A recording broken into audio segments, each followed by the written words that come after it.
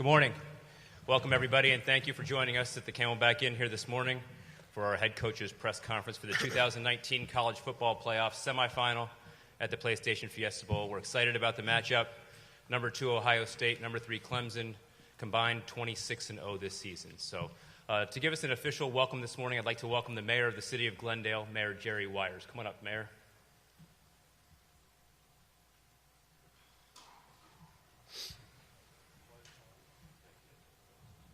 Good morning, everybody. Good morning. Good morning.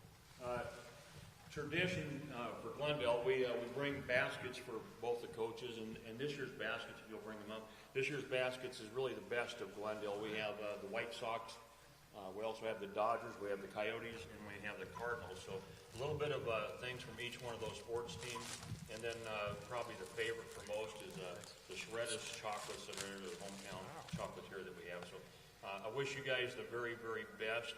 Good luck to both of you. And I think that this is probably going to be the best game we've ever had. So I'm really, really looking forward to it. So thank you for being here. Good luck to both of you. Thank you. Thank you.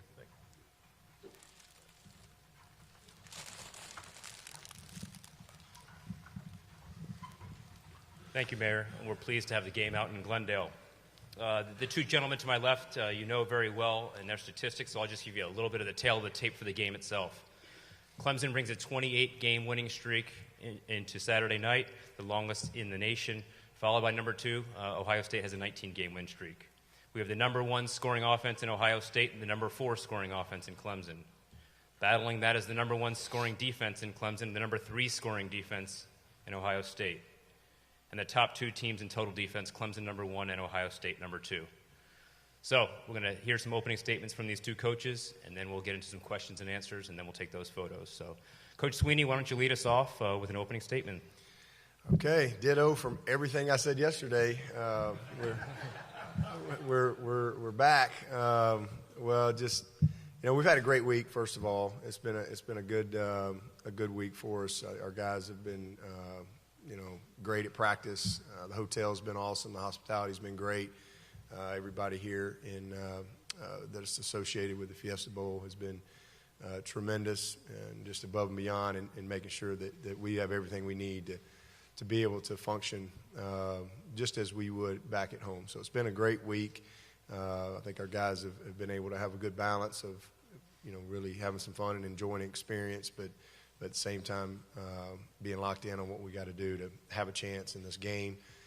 So we're excited about it. There's really not much else to say that hasn't been said. I mean, this is 2 great teams, and just tremendous amount of respect for Ohio State. As I said earlier, kind of mirror images of each other in so many ways, and you can tell that both teams like each other, play for each other, believe in themselves and their teammates, and I think that really resonates, on film. So should be a heck of a game, and we're all looking forward to great competition. Coach Day brings the Ohio State Buckeyes here for the 9th time. That's the most appearances by any school in Fiesta Bowl history. Coach Day. Yeah, I just echo what Coach Swinney said. This has been a really great week for our guys. We've had a great week of practice, and everybody in the Fiesta Bowl has been wonderful, and just in terms of their hospitality. And, again, being away for the holidays for some of our younger guys, the way that these guys have taken care of us this week has really made it great. And then anytime you get closer to the game, it's like, let's bring the game on. And I know our guys are getting ready. They're getting tired of practicing, even though this has been a unique preparation in that it was almost like a bye week more than it was preparation for a bowl game because of the quick turnaround. And, it's an honor to play a team like Clemson that has really set the standard here the last couple of years, defending national champs, 28-game winning streak. With talent, the combination of talent and coaching is some of the best in the country. And so, our guys know that. They recognize that and had a great week of practice. And again, looking forward to a great game on Saturday.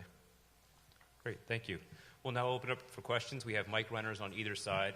When we come to you, if you could please identify yourself and identify who the question is directed toward. Start with Bill right there.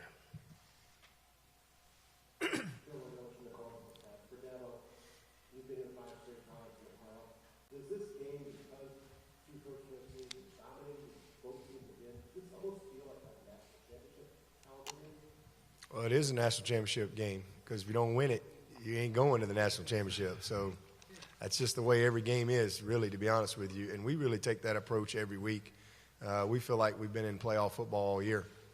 You know, it's been a best of one every single week for us, every week, all year. So this is just this one is truly, if you win this one, you get to go to the national championship. So it's what it is. And, you know, at this stage, you can put the names in a hat and throw them around. I mean, these are all great teams, and anybody can beat anybody. I mean, the margin for error is very small. So just so happens that you've got, you know, two undefeated conference champions, you know, battling it out, and that have had special years. And again, built very similar. You know, both teams want to run the ball. Both teams have great dynamic playmaking quarterbacks and running backs and receivers, and built in the trenches. You know, complete teams in that they're really good on offense and defense.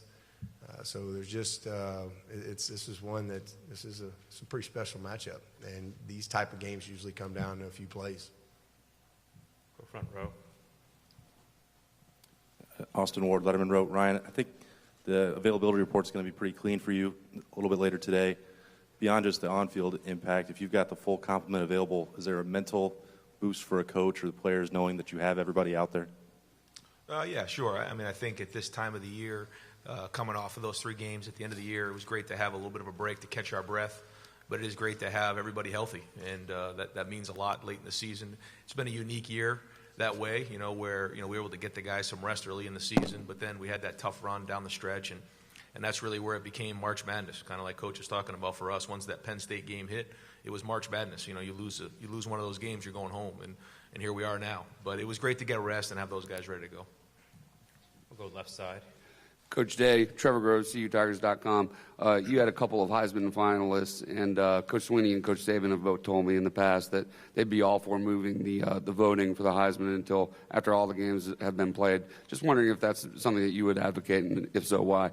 Well, I just think that you know, the whole script hasn't been written yet, you know, and so in games, especially like this, you know, it's about players. It's not about plays, and these guys have an opportunity to put their best foot forward in the biggest stage there is. I think you're making a decision without a full complement of what they've done in their body of work. So I would agree with that. I think it'd be great to see, you know, what happens throughout this playoff, and then make the decision from there. We'll go Pete. Dabo, Pete Thamel from Yahoo.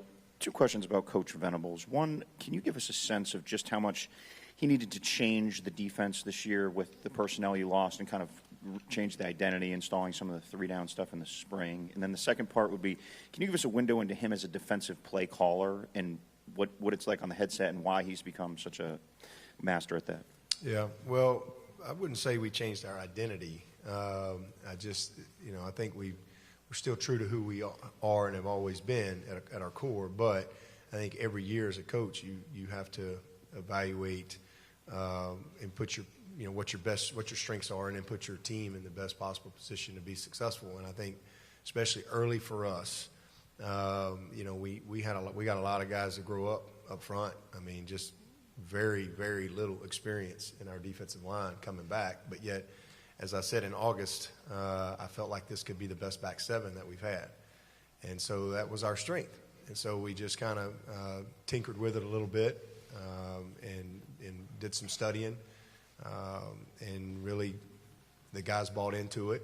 And then with a guy like Isaiah Simmons, and being able to do multiple things with him, because obviously, you know, he can cover, he can stop the run, he can rush the passer. I mean, he's just a very dynamic guy. Kind of gave us a little bit of flexibility, and so it just gave us a little bit of time to develop those guys. But we're still true to our identity. But it's helped us to be a little more multiple, and you know, create some challenges from week to week. I think we've been probably a little more difficult to prepare for this year, with a little bit of unknown. Whereas last year we were a pretty base team, although we changed our fronts up a lot, but we were a pretty base personnel team with the type of guys that we had up front. I mean, that's just the way we were built. So I think that's kind of been what's behind it. I think you'll see us a little different next year, because we're going to be built a little differently next year. And then same thing as far as just play calling. I mean, he prepares very well. He's very detailed. And Brent, if he was sitting here, first thing he'd say, he's got an incredible staff. We got a great staff, and these guys all work really, really hard together. There's great synergy in the room, and you play the game through the week. I think he does probably as good a job as anybody I've ever been around at doing that. He really, truly plays the game, throughout the week, and then when we get into the game, he just he doesn't spend a lot of time on his call sheet. He's just got a great feel, and he's got great instincts for the game. And at the end of the day, he trusts our players. And we put the work in during the week. And as Ryan just said, it's not about calls or plays. It's about players. And so he does a good job of putting them in position to have a chance to be successful. And then it's up to them to execute at a high level. But got a great staff that do an awesome job of teaching every single day. I'm going to go far right here, coaches. David Hood, TigerNet.com. Coach Swinney, you said a decade ago that Clemson was about to embark on the greatest decade in history at Clemson. So as this decade comes to a close and you get ready to embark on another one, do you have a prediction for the next decade, or what would you say we need to be looking for? Yeah, I would say my prediction is the best is yet to come, as I always say, because that's just what I believe. I believe the best is always yet to come. And just my mindset.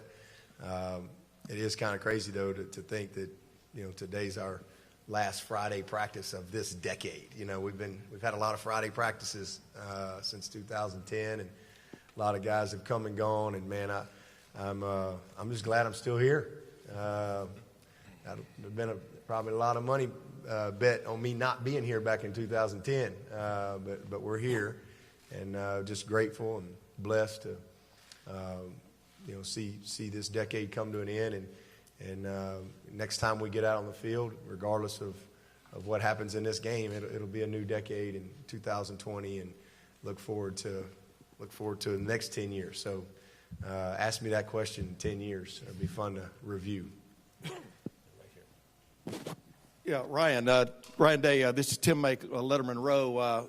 3 quickies. The quick update on Justin Fields. How is he? Yeah. Number two, Jonah Jackson. How, as you look back on it now, how key was his transfer to making that offensive line what it is? And number 3, do you look forward to sort of this chess match with Brent Venables? So the first one was what, Justin? Yeah. He's doing great. Second one? Jonah? Jonah Jackson. Jonah's been great. Jonah was just the perfect guy at the right time for that room. He's come in with a professionalism. It's hard to walk into a room with such pride, as the offensive line room at Ohio State. So to walk in as a fifth-year senior, the way he handled himself was really great. And the way that, Coach Stud took him into that room and that whole room embraced him just been tremendous. And, I think our offensive line this year has come together stronger than an offensive line has had in a long time than I've seen. And he's been a big part of that, even in his short time here. And then, Coach Venables obviously has been one of the best play callers and big game defensive coordinators in the last decade. And so, it's going to be a challenge. But, again, if you want to go win the national title, you got to go against the best. And, I know he's going to have those guys ready. They're coming over the walls in every single direction you can imagine. But, again, we've had a great week of practice, and so we're just going to have to adjust as the game goes on. Carson Field, Arizona PBS. Coach Day, this is your first time coaching in a game where Ohio State has a rich history. How important is continuing that winning tradition for recruiting in Arizona and just the program in general? Well, there's everything's at stake, so there's just a lot of reasons why, and we try not to focus on any of those things. It's a one game season right now, March Madness mentality, and you just got to go, and you can't worry about those things because they don't matter. What matters is today and preparing the best we can to get ready to play tomorrow, and that's all you can focus on is being in the moment right now, and then you go from there. Dabo, Billy Witz with the New York Times. All 4 of these teams in the playoffs, they don't punt the ball very often, and I'm just wondering if you think that that's going to be a little bit more of a factor for you guys than it's been at any point this season, and also Will Spires has quite a bit of baseball history in his family and threw a real nice ball on a fake punt a couple of years ago. I'm wondering if he reminds you of his ability to throw it all. Yeah, I think we're planning first punt is going to be a fake. Did you get that?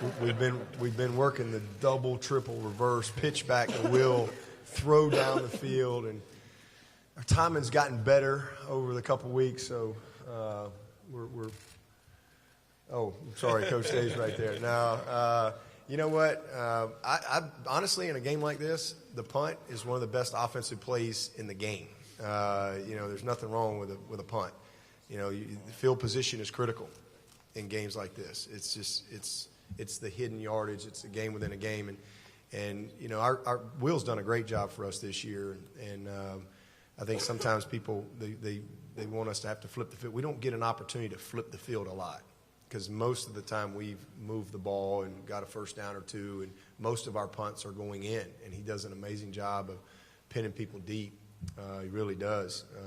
But in games like this, there are some times where you're asked to have to flip the field, and I think that's going to be a key part, creating some good field position for the team, and offensively, truly ending every drive with a kick. So take care of the ball, and let's not try to force things, and there's nothing wrong with, hey, if it's not there, listen, let's be smart, let's punt the ball, and let's play good defense and try to win that battle, that field position battle. So it's definitely, in games like this, critical when you have teams that aren't used to being stopped. And I think I don't think both teams will go out there and score 60 points. It's probably going to be a big-time defensive battle. But certainly the punting game will be critical. Second row on the left here. Jeff Snook. Dabo, you've always been great at college football history and the big perspective. Can you just summarize how this year might have been made for the playoff? The 4 teams are 51-1, 3 13-0 conference championship. And the old days, they go to the rose, sugar, and orange, but this is what the playoff was made for. Can you just put that into words? Yep, and everybody go do all that, and then everybody ooh and ah, and they vote a champion. You don't vote for it anymore. You got to earn this one, and so I think it's pretty cool. And if you think about it, you go back to, there's been a lot of arguments over the years where, as an Alabama guy growing up in Alabama, I think it was the one. I think it might have been '66. I can't remember. Alabama people still mad about that, and Notre Dame's probably mad about a couple, and some other teams probably mad about some where they didn't get voted in. And even I think back then, they even voted some national champions before bowl games, which is crazy. But anyway, it'd be pretty cool to be able to go back in time and take some of those teams, get the top 4, and kind of do the playoff. So that's what we have. We have a really cool setup in college football in that, me personally, I'm not for expansion of the playoffs. And a lot of people will say, well, heck, that's because y'all are in it every year. And I'm like, well, if we can get in it in 4, surely we can get in it with 8. It's not about that. It's not whether we get in it or not. I just like the tradition of bowl games. I love seeing some of these teams get to celebrate the finish of their season, winning a bowl and getting the experience. There's 130 teams. I mean, if there were 32 teams, it'd be different. But you got 130 teams, and not everybody's going to win the national championship. But I think the committee has gotten it right since they've started this. I think they've gotten 4 great teams, and I think the best team has won every single year, and it's been played out on the field. And I think it's been awesome. So this particular year, 4 great teams that earn the opportunity to be here, and it's fun because, again, you don't vote on it. You vote on a lot of things. There's a lot of things that get voted on out there, but you got to earn this. You got to earn it on the field, and it all comes down to those 4 quarters. For both of you, Steve Hellwagon with 24/7 Sports. You guys played your championship games on December the 7th, and I assume if they told you were going to play this game on December the 8th, you would have been there because it means so much. But just how difficult has this 3-week turnaround been in your heart and in your mind? Don't you think that the semifinals of the college football playoff should always be played on January the 1st, regardless, 1 o'clock, 4 o'clock, 8 o'clock, whatever it is? Isn't that when this should be played? What's your thought about that? And would that make life simpler for you guys trying to execute this turnaround? Well, for me, I would say yes. I would much prefer it to be on January the 1st. Just have consistency in that.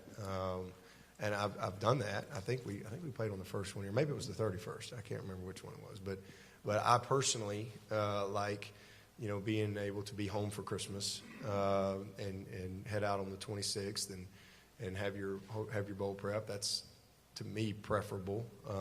But we're just, hey, as you said, whatever they say, we'll do whatever we need to do. But I would love that. I know that the schedule and the NFL or whatever, I don't know what all dictates all that stuff, but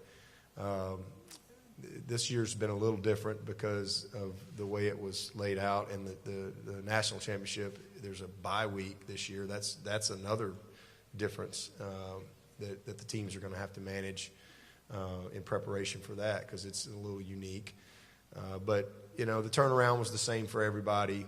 I think had there been a team that didn't play in a championship game, that would have been a little different.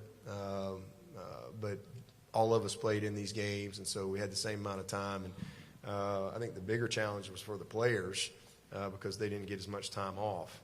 And and then just usually in recruiting, we've had a couple of weeks to go recruit, and we really only had a week. So it was compressed for sure, but we, as he said, we kind of almost like just a little longer open date as opposed to bowl prep. But if I had my vote, I would say play them on the 1st and adjust everything else from there. Yeah, I would agree. Same thing. I'd like it to be on January 1st and keep it consistent. This has been a unique preparation, but it's been the same for both teams. And I do think, coming off of a long season, coming off of the championship game, it was a challenge to get our guys, rest enough and then prepared to play in this bowl game. But it was the same for both teams, and it is what it is. And again, it's kind of over my pay grade in terms of making decisions on this. But I would say that playing the game on January 1st would be nice, just to keep a tradition going. We'll go far left with Doug. Doug Lamer-Reeser from Cleveland.com. For Ryan, we know how good the Ohio State football program has been for the last several years. Playing now the defending national champion, Ohio State has not won a playoff game since 2014.